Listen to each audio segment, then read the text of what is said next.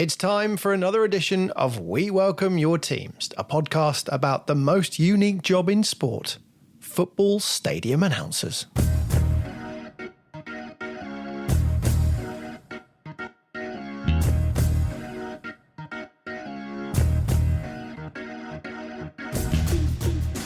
He forgot to turn my mic down. Oh, no. And I said to him, Alex, I'm just going for a pee. I bought a baby monitor, and the end that goes in the cot, I put in front of the commentator, and I had the other end so I could listen to his commentary. Yeah, when the fixture list comes out in the middle of June, you look at it and you think, well, that's a start. It might as well just be written in pencil, mightn't it? You know what I mean? So I just, wish them all a safe journey home. And I said, and take that bell with you. For the big finals and the big, the Club World Cup finals, the FIFA World Cup finals, why don't we do the whole Michael Buffer thing? Why don't we put the bow tie on? No one's going to go, do you know what? He didn't tell me what the attendance was. You don't go to the cinema and the cinema manager comes out at the end and says, well, thank you very much indeed for watching Avengers Endgame, and there were 342 of you in the cinema this afternoon. I'm having this vision, Mark. You've obviously got to do your link. You've got to press eject. Keep it flowing, your link. Turn it round. Start it and then wait for Simply the Best to kick in. Is that how it was? Absolutely spot on. That's brilliant, that's Yes, this is the podcast about those people whose job it is to speak on the tannoy at football.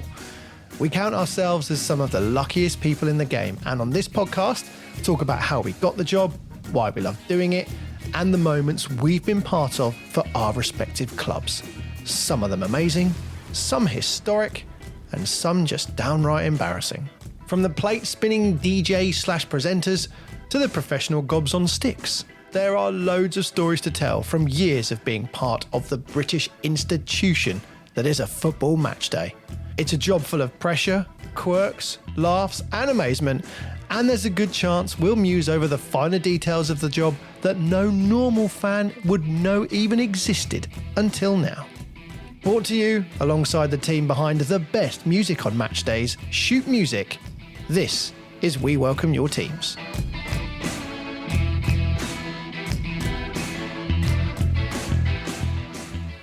Hello once again, everybody, and welcome to the final edition of this season's We Welcome Your Teams. And what a wonderful final episode we have for you.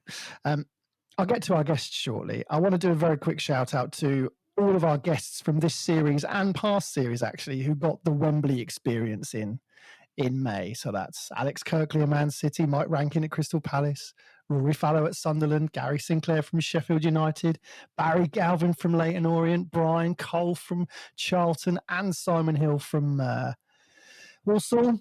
All had their own different experiences, but enjoyed the day no less. And of course, yes, it's coming, don't worry, our very own co-host there for the Women's FA Cup final, Mr. Alan Keegan. That was a good day, wasn't it, Al?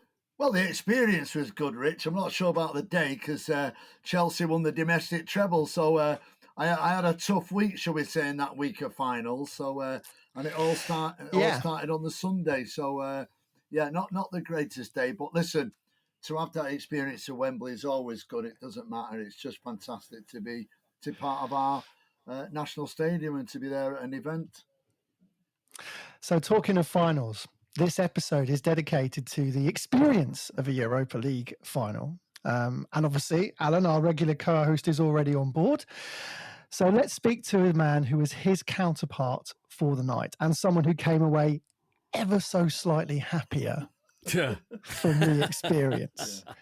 And just to relive that moment a little bit more, just for you, here is Spurs' Paul Coyte.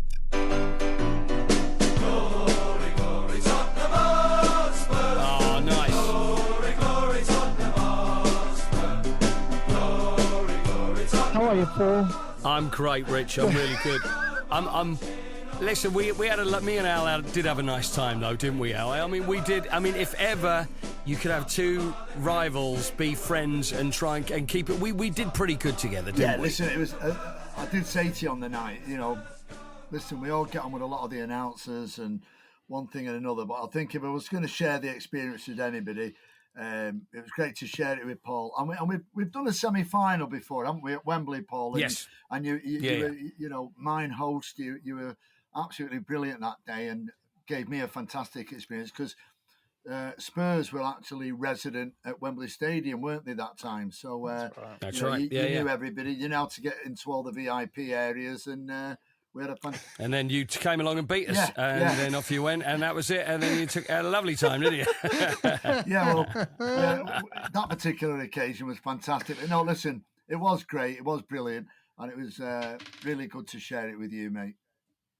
Bless you. No, it was. It was good fun. So I wanted to get you both on here to kind of talk about that experience of doing a Europa League final together. Quite often we speak to guys who go and do it, you know, from their own club's point of view, but it's obviously generally normally against a team from another country. This was quite a unique final in many ways in the Europa League. So I want to kind of pitch your experiences up against each other for this episode. And I don't know who will come out best here. I don't know which club will come out shining and which club won't. We know who did in the thing that matters.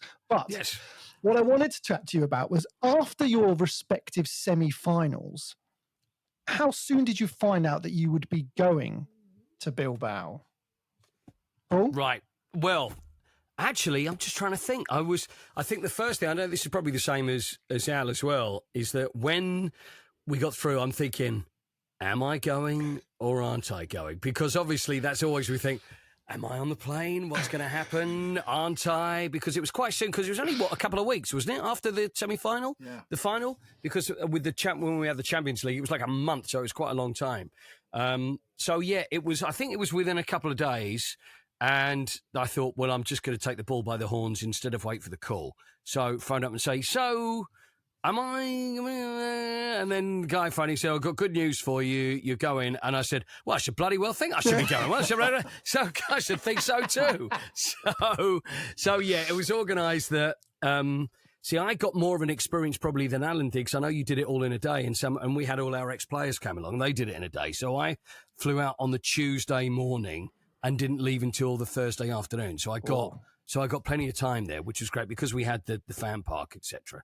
So I had to go there on, go and have a look on the Tuesday, and then we went out to dinner. We had a lovely time, and then Wednesday was just full on. And I didn't eat all day. I don't know about you. Well, Alan actually got us thrown out of the hospitality area. Oh, so dear. I don't know whether we should hand that over to, because someone was asking for too many things like programs and stuff like that. Whereas if you just go undercover, just nick a couple of bits of food, then you might be able to get away with it. Oh no, in he comes. Yeah. All right, come on, so hang on a minute, King. So were you obviously taken by the club as well? Did you find out or have to go off your own back to find out if you were going or not? Yeah. So with me, obviously, like Paul, I didn't want to assume, but obviously I've been to, Russia, been to Italy, we did Wembley, Stockholm. So obviously lockdown when we were in the last Europa League Cup final, no one was there because of the lockdown bans or whatever. So I didn't want to assume with this. So I actually like Paul, because there was a whole scenario where my family were applying for for tickets for the game on the back of their season tickets, you see. And it was a case of like, well, I need one, or will I get it through the club? It was one of those. Anyway, to cut a long story short, I didn't find out until the Sunday after the Thursday where we'd won in the semi-final officially that I was going. So yeah, I'd spoken with the club, and it suited me better to go in and out on the one day for me personally. Okay. Just because of one thing and another, and what was going on back home with other bits that I had on. So I found out on the Sunday, everything was sorted, sent the passport details, flying out with, I flew out with family, friends and the players' wives. So I was on their plane. I did that too. Yeah, I had that as well. So that was interesting. We were at the airport at all sorts of hours in the morning. Alan, can I ask you a quick question? You might know, but were you on the plane looking at people thinking, whose brother is that? Yeah, whose wife Who is that?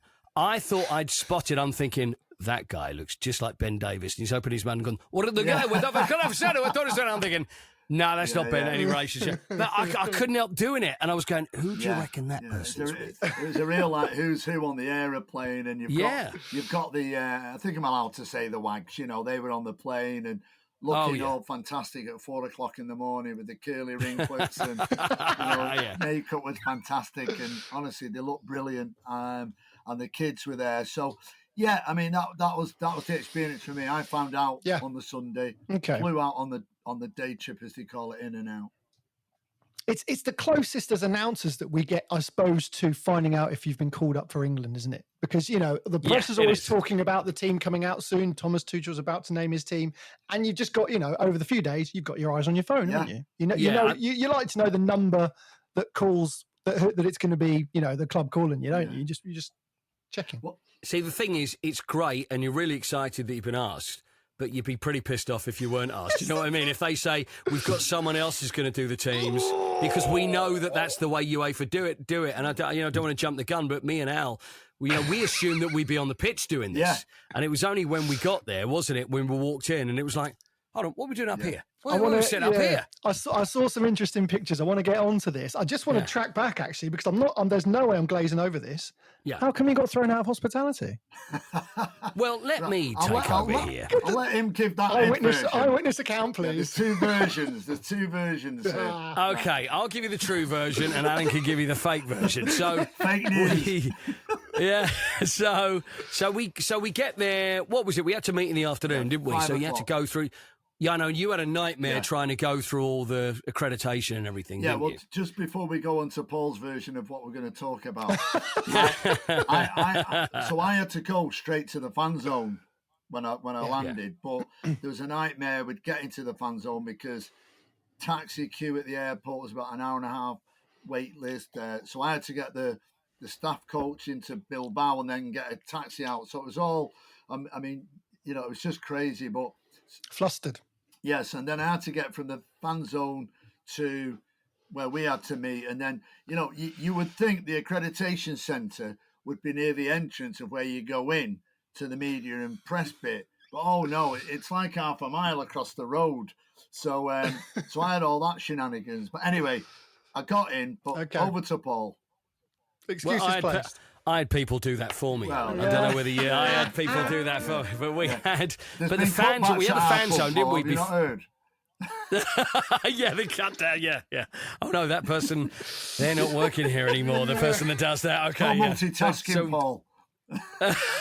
Yeah. So, we had the fan zone first. We should mention we went to the fan zone. Then we had a count came out yesterday. 26,000 fans in this fan zone. Wow. It was just crazy. So from there to the stadium. So I got there before Alan, and then we meet the producer. There's a couple of producers, and then there's the announcer who is the Basque announcer, isn't there? And he was lovely, but I do want to tell you before that, I met an old friend from Talk Sport the next morning, and he said, be honest with me, was the Basque announcer you putting on your ridiculous Spanish accent? Because we did. I mean, I don't want to put him down anyway, because it was very tricky for him because he's having to do it in 3 languages. But he did say to me and Alan, he's going, how do you pronounce Tottenham Hotspur? Manchester United. So we said it's Tottenham Hotspur. And then he said, so we're doing what we have to do, and they have particular ways that they want it done. So we had to introduce, it was like a club video, and then the song. So it worked out a different speech before that. One was 30 seconds, one was 20 seconds. And then you have to go through this is the way we announce the goals. You say, goal to Tottenham Hotspur. And so do that one. Then then there's another bit where you say, first goal for Tottenham Hotspur, scored by so-and-so, done so-and-so. That's obviously after the VAR comes in. And then after that, you give the score. And then the other guy, didn't he, Al? Then he would do the whole thing in a different language, but he would say, Tottenham Hotspur 1, Manchester United 0. And I didn't, and I know you were probably thinking the same thing as me, and I thought, I don't want to sound as if, but maybe you should say nil instead of 0. Yeah. And then it had to go to, Alan will speak to, he said, all right, this is nil, and I thought there's 0. And then he come back and go, nil is fine. So then they did nil. So then we had to go through that, and then Alan, you had to do the same thing as well. But we were, honestly, Rich, we were like a couple of naughty schoolboys because Yeah, we were bet. just messing each other around because we were sitting next to each other. It was just a bit of a laugh, wasn't it, really? Yeah. I mean, So after all this, how did you get thrown out of hospitality? Well, I'd gone up. I thought I'm starving because I hadn't eaten all day and it was such a busy day and I was absolutely starving. So where we were was on the same level as where TNT Sports had their little sort of studio where they sort of alongside the pitch and all these different countries had their TV people. And then just behind that was like this hospitality club, which was mainly, there was a few Spurs fans, a few Manchester United fans, but mostly they were Bilbao fans, weren't they? Because that was their hospitality. So I just nipped in there and I thought, well, I'll just sneak in. I had my Spurs suit and I'll just sneak in there, have a little bit of the tapas and do that. So Al comes in. This was after we'd done the rehearsal. I said, this is where you want to go. So we sneaked in again. And then, of course, you got some United fans recognise him. He's giving it all the big one and asking for some... And then I was told by someone, he's nuts about it. You're I mean, looked at my pass, and then, so really, it was the two of us. Did you get anything to eat? Did you actually manage to nick anything? No, mate, no. Did you not? Can I just backtrack on that version for a minute? Yeah, okay. So don't forget, I've had the experience of Paul at Wembley, right? And he knew every absolute corner of it. And we got into the top end. What's the big suite there, Paul, that you got? It was the Bobby Moore Lounge, wasn't it? Brilliant. And there was the other one. Yeah, Absolutely we got in there. He knows everybody. He's shaking hands. He's doing the kiss on both cheeks at Wembley. He's doing Anyway, so he says to me, I'm starving. So I said, oh, right. I said, and he goes, I've been in the VIP room already. He said, I've done a recce, right? So I said, oh, have you? So he said, yeah. He said, it's there. It's at the back. So I said, oh, right, okay. So we do the rehearsal. And he said, let's go and have a look in there. So we went in there, but obviously, like, there was a mixture of fans. And I happened to meet some of the Malta Manchester United fans who were there. Oh, is that who they were? Yeah, I didn't know. Who they were. Right. So they're giving it a kiss on both cheeks, hugging, da-da-da-da-da. But I'm also on a search for some programmes, right? Because you couldn't get a programme for Love No Money. And obviously I collect programmes, Manchester United programmes.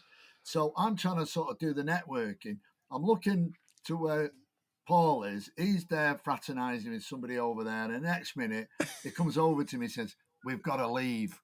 He said, we've been spotted. So Rumble. And so that was it then. So we had to leave with our tail between our legs and get turfed out of corporate hospitality. I tell you, the food wasn't all that, though, to be honest with you. It was a bit of fish. And there was something else on a cocktail stick. It wasn't great. Yeah, it was all that. Only because I saw photos of this, I'm going to come on to this. Did it have anything to do with the fact that, Paul, you were suited and booted? Yes. And Alan was, from what I could tell from the photo, I only saw like head and shoulders. Yeah. Kind of in the more, you went for the more like tracksuit manager look. Rich, that's exactly what it was. I thought that's exactly what it was. I'd made the effort. Can I just say it wasn't a tracksuit? Sorry. It was a shell suit. Can I just say it was a very expensive branded jacket from Adidas. Right, from okay. the Stone Roses thing. And if I'd have known this conversation was going to lead here, I would have worn it now and let you see it, Rich. But no, so it was a very expensive. If you look at it again, it's the black. Okay, it's the reversible where we did the Stone Roses campaign. And I remember. The jacket I was wearing would have cost more than Paul's suit, I can assure you. Fair, yeah. Yeah. Well, if it's my club suit at West Brom, I've had it for 10 years. Oh, well. And it's not been changed. Yeah, How many suits have you been through then? Because I've had mine for about 4 now. I did. No, I'm on to my second. I'm on to my second. So in 10 years, I'm on to my second because I had to say, come on, guys, this really doesn't fit properly anymore. Yeah. See, mine doesn't. I think because what these things do, because ours was sponsored by Hugo Boss, you see, so they're very nice. But I did find that after the past about 4 years, the jackets do tend to shrink, don't they? So I can't really do the buttons up. I don't know what the hell happens. It's obviously this shrinkage in the quality of the cloth and the material. So, yeah. But just going back to this VIP thing where we get turfed out. So then they say to us, because I don't know if you can imagine, we were up in the stand Rich. We're nowhere near pitch. So we're up in the stand. No. We're halfway. Now, unfortunately for me, I'm in the Spurs end with him.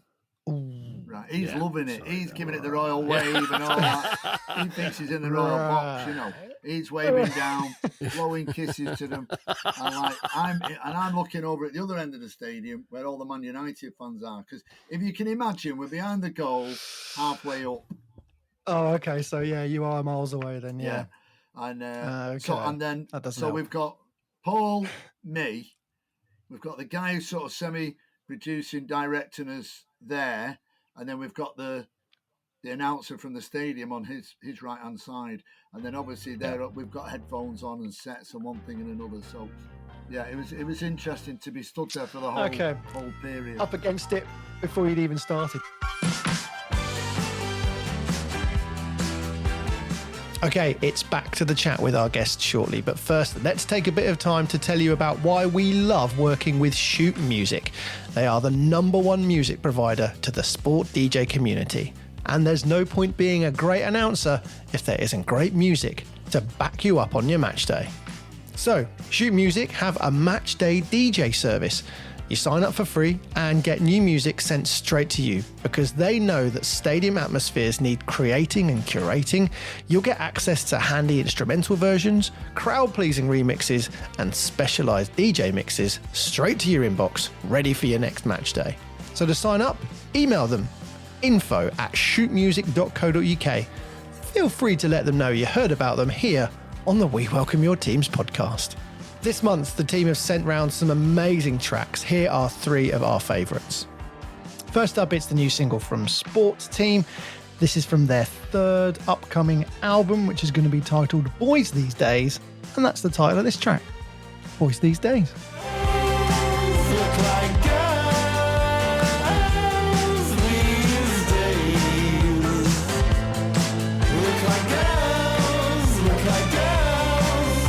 Next up, it's the latest tune from Twin Atlantic, who are getting ready for a very busy festival season. They brought this, Salvation. We all need a bit of salvation at the minute, don't we?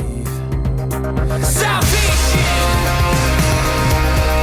Take me to the top, take me to the top, the shoulders of my nation.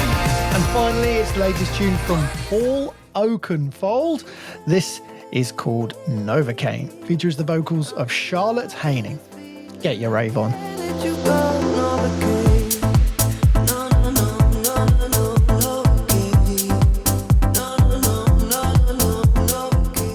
And there you have it. All tunes that were sent straight to our inbox just because we're signed up to Shoot Music's Matchday DJ service.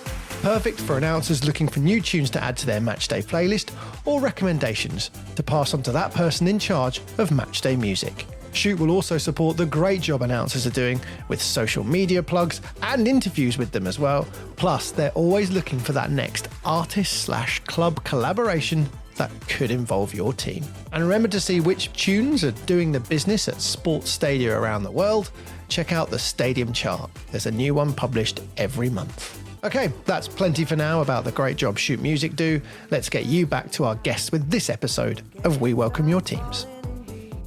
And you were sat next to each other. There was no pitch appearance at all. It was all done from sitting next to each other for the whole duration. Yeah, we stood actually most of it, didn't we? Weird. We stood. We did. Yeah, we stood for most of it, you know. But yeah, there was. That was interesting. Like I say, I'm stood with the Spurs announcer. In the Spurs end. In the Spurs end. You know, I have. That's probably a sign. That was probably an omen, to be honest, mate. There was a lot of signs. But there was that bit, though, halfway through, and you said, Paul, I'm thinking of becoming a Spurs fan. I remember you saying that because you felt you really enjoyed it. And you know what? You know we'd welcome you with open arms. You know I just that must have been when you first realised that you weren't doing that and you were just going to be sat next to each other. Because we all picture in our head, you know, anyone who's done it at Wembley, and as the guys constantly tell me, this is what it's like. You do that, or you're on the pitch, you do your bit to your own fans and all that kind of stuff. And I suppose you just assume it's a final. There's that going on again. But no, they cut full rings and control on you. Yeah. And kind of stuck you there. Yeah, I mean, funnily enough, I've done it both ways in like a European final. I have been behind the net when we played Barcelona. I was at one end, the Barcelona lad was at the other end. In Stockholm, I was pitch side, and we were sat at a table pitch side, both of us. You know, me and Robin. So I've done it both ways, but there, I didn't realise I was going to be stuck with Paul for the whole duration and at the Spurs end. Well, I mean, there must have been as you're going through the game, like, it's the way I always pictured Carragher and Neville when they're doing Sky. They're next to each other, digs in the ribs, all the way through it. Ours was, I think, honestly, there wasn't anything. I don't think we gave each other during the game, and you know what? Before the game kicked off, and we gave each other a hug and said, "Look, whatever happens, happens. Let's just try and enjoy it." And there was. So I was told people about this the other day, and when Spurs scored, I just remember going, "Come on, I grabbed hold of him. I'm really sorry. I'm really sorry. I'm really sorry. Get in there, you son of a... Sorry, mate. I'm really sorry." Yeah. And I'll also give you that version of it, right? So we're behind the net, just to the left of the net as you're looking over it. So it's diagonally to our right, Anyway, the ball goes in, and it's like slow motion, isn't it? Right? Yeah. This is my version. He goes hysterical. Right, he goes hysterical, right? Remember. Absolutely loses it. He can't believe it. I'm sick. I'm like, they're all going mad around me, the Spurs fans. And then he contains himself, and then and he's making out it was about 10 seconds where he went hysterical. He was going hysterical for about a minute. Right, and mate, I'm and it sorry. was a long minute. I'm telling you. I'm sorry. There was a minute of my life I lost because I remember it going in, and the next minute, and they're kicking off again, and I'm apologising. I'm thinking, so, my tie's loose. But also, what was funny after that, Rich? And I know, listen, we don't want to alienate anybody who's listening to this, but it was a very, very personal occasion, for both Paul and I. So, of course, so what was funny on reflection after it, you see? So every time United attacked, all I got out of him is, "Oh, Jesus Christ, Jesus Christ. This is it. Jesus Christ." Oh, It was exactly what it was, and I'm grabbing hold of him. Poor Al. I mean, he's probably got my finger marks on there. You could fingerprint his arm because I'm going, "Oh Christ! Oh shit! Oh, this is it! Oh my God! I knew we'd do this. I knew we'd let one in. I knew this." It's that feeling, isn't it? When you scored fairly early on in the game, I guess. So that it's great at the time, obviously. But anyone of any club, who's been through what, especially all of us that have been through this season, you think, well, the equaliser's coming. This great feeling is going to end very soon at some point. I'm already well expecting it. And if I'm honest, if I'm really honest, sat here today, a week later or whatever, I thought we'd get an equaliser. I thought they'd give us enough room. I thought Maguire had Solanke in his pocket, and I thought we will get an equaliser. But every time it was hilarious on reflection because his nerves were shattered. They were. I remember you saying as well, and I think every chance that came, you go, "Oh, that's it now. That's it now. That's our last chance. That's it now." And then another one goes for then another one. Didn't you? Yeah. What was it, like 6 minutes added time? 7 minutes added time? He's asking where we've got that from. But the overhead kick or save, or whatever you call it, I turned around to him and I went, "It's not our day, Paul. That's it." And then that one in the last couple of minutes where the keeper was down to his left, and it was just, anyway. Chances the highs and lows of the highs and lows, and it's weird, and you're experiencing it as a fan, but at the same time you've got a bit of a job to do in there somewhere as well. Yeah.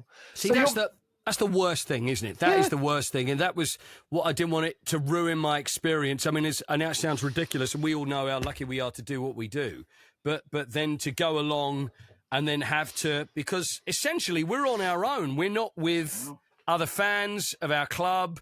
But honestly, it was having Alan with me. It was fantastic. Yeah. I mean, it was because whatever happened, we did laugh about what the hell was going on. I know it's easy for me to say because we ended up winning, but it did make it easier. Yeah. So we did have fun. We did have fun. And I mean, that was ultimately, listen, there was always going to be a winner. There was always going to be a loser. And, you couldn't call it, could you? It could have been either team. On the day, it was Spurs. If we played tonight, it could have been United. It was one of those days, and you just had to go with it. But like I said at the beginning of the podcast, it was great to share it with Paul Rich. It was like two old mates, two old war horses, wasn't it? Just like going through the motions of the emotions of the clubs that we both love and the roller coaster that went with it. But my forever memory is every time we attacked, because it was our end.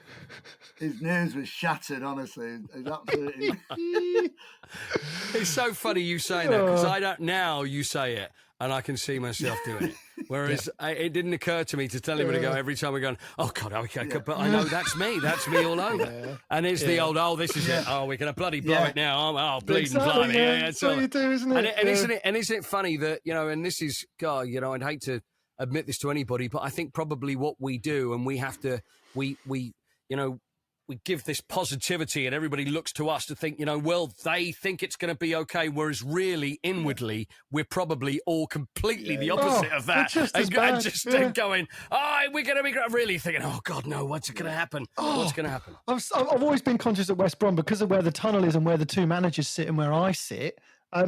There's a chance, even if they're just doing a quick shot of the manager after a chance or a mischance or something, that I'll be in the background. And 9 times out of 10, it's going to be me going on. Yeah. Somebody put it in the net. So we do. We go through it. We absolutely go through it. So this will be there'll be contrasting answers here. After the final whistle, what did you do? I mean, I suppose at final whistle, right. I was guessing you as announcers, your job's already done. Well, for me, it's back to your man. Yeah. For me, and this was something I didn't expect, I burst into tears. And I was, and the amount of fans of my age that have done the same thing, because it's been so long. It's been 41 years since we won a European trophy, and it's been a tough season, 17 years since we won anything. And it took me by surprise. And I looked down and I saw them run, and I thought, Christ, I'm going to have to move over. I'm going to have to walk over here and just get a bit of compose myself. And where we were sat, it was a row, and there was probably Bilbao fans and some UEFA officials, and they're looking at me, and they can see. I gave him his space, didn't I? Yeah, I gave him his space. Yeah, give him some time. Give the boy some time. Yeah. And or was it like, fuck off, God. So I went over there, and I looked down, and I could see the fact, and I just wanted to be part of it, but I felt kind of separated.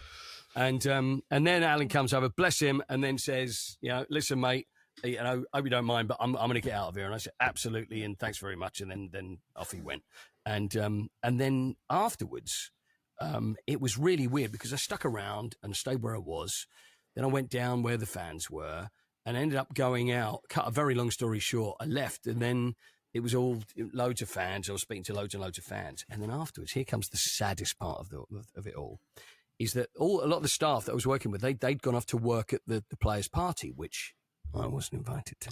So it was friends and it was just family. It was just players and family, which is fair enough. And I had loads of mates that were there. And I thought, I don't really know what to do now. I was sort of left on my own outside the stadium. And I thought, so maybe I'll just go back to the hotel. And it was like really, it was the weirdest situation, because obviously I'm up there working on my own. Alan had left me hanging. I thought at least he'd have a drink. He was already on his way back on the flight back to Manchester by then.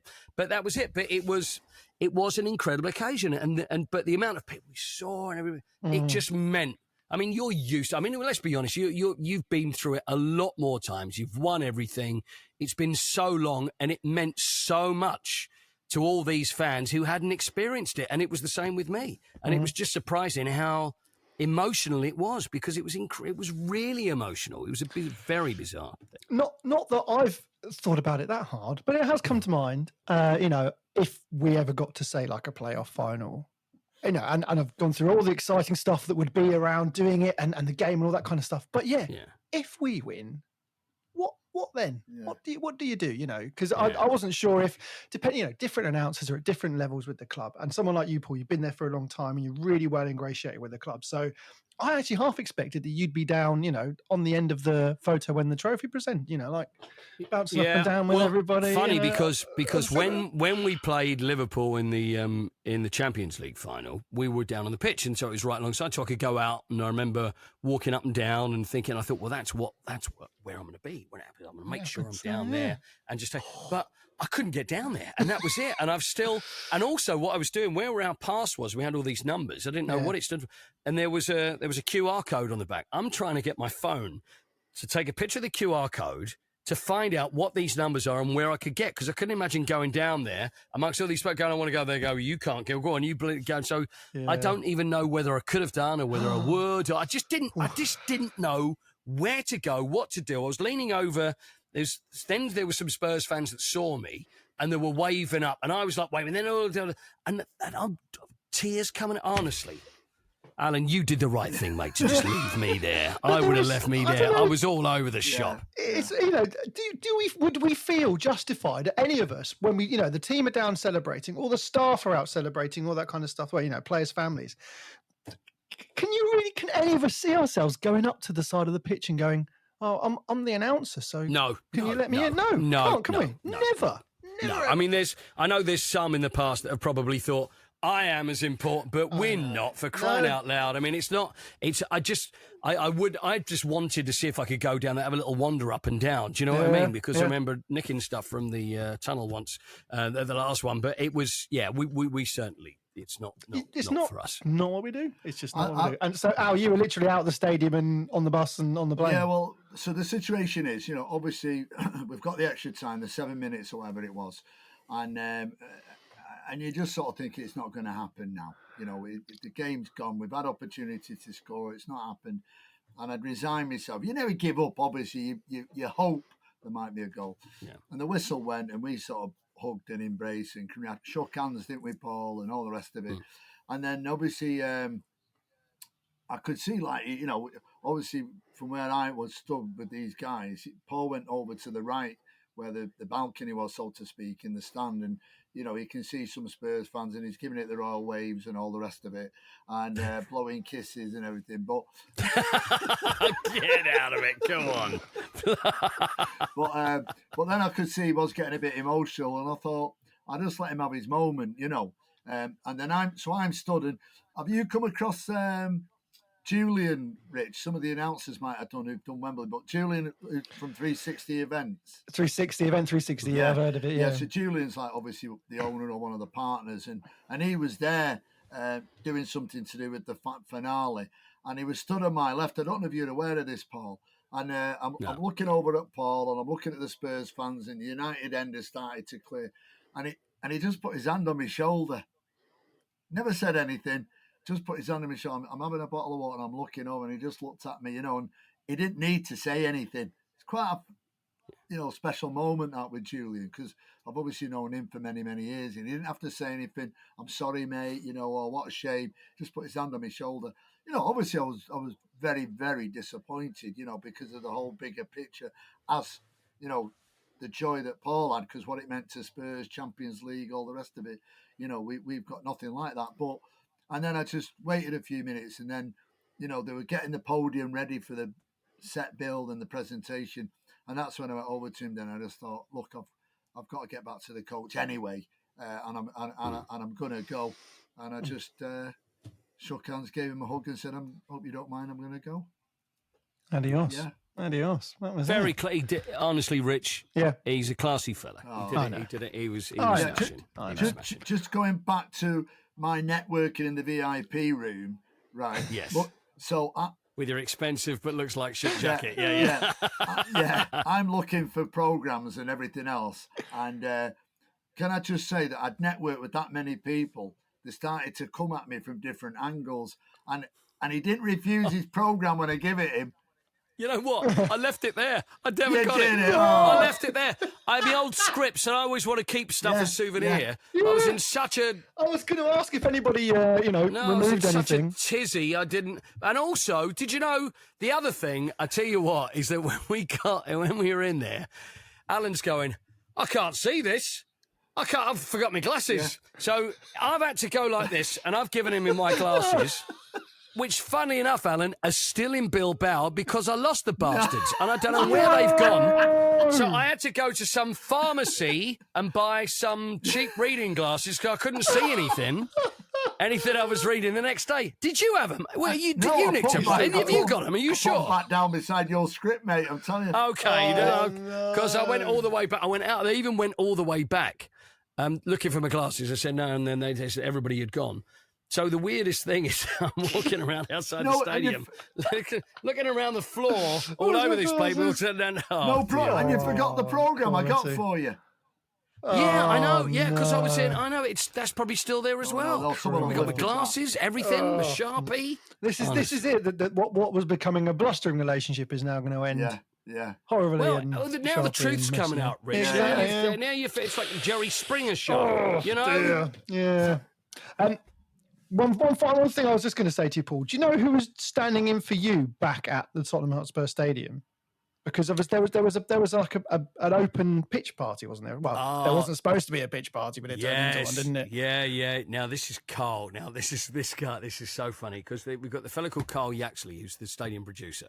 So they had they open up the ground and then they had the big screen so people could watch it there. And my son and my wife went there, which was the most because the thing is when full time went and I was getting a bit blubby because my son's in the middle of his A-levels and I would have wanted him to watch the game with me. So when I see the phone ring, then that all upset me as well. So he was there, but then people started running on the pitch. And then there's Carl has given which everybody at Spurs is laughing about still, because he's gone viral by saying, we have a game. Have you got it? Shall we just have a listen to it once more? I'd love to hear that. Shall we have a listen once more? Here we go. You are damaging the pitch. We have a game against Brighton on Sunday. Please leave the pitch now. Now. Yeah, Carl. Oh, God. And we've all been there. We're all getting stick from so many angles. And get these people off the pitch. Get these people on the pitch. And you can almost hear it in Carl's voice. He's saying, they're not going to listen to me. Yeah. Now. And everybody's been going around at Spurs playing this thing to him. Bless him. And he's like, I was the only one there that could have done it. They just said, we need to make an announcement. There's no one there to do it. So he had to do it. So he'd never done it before.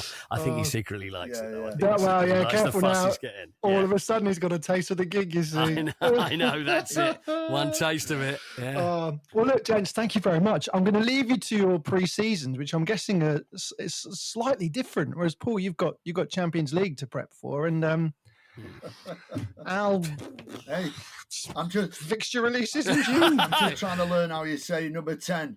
Matthias Cunha, I'm just trying to learn that one, Okay, all right. That's keeping our interest, Well, you won't have to say Bruno Fernandes anymore, so you've got to get used to Kenya. So exactly, yeah.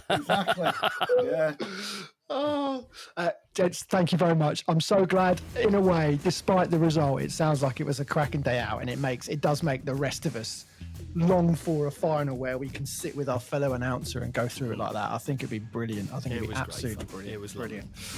Gents, thank you very much. Good to see you. You too.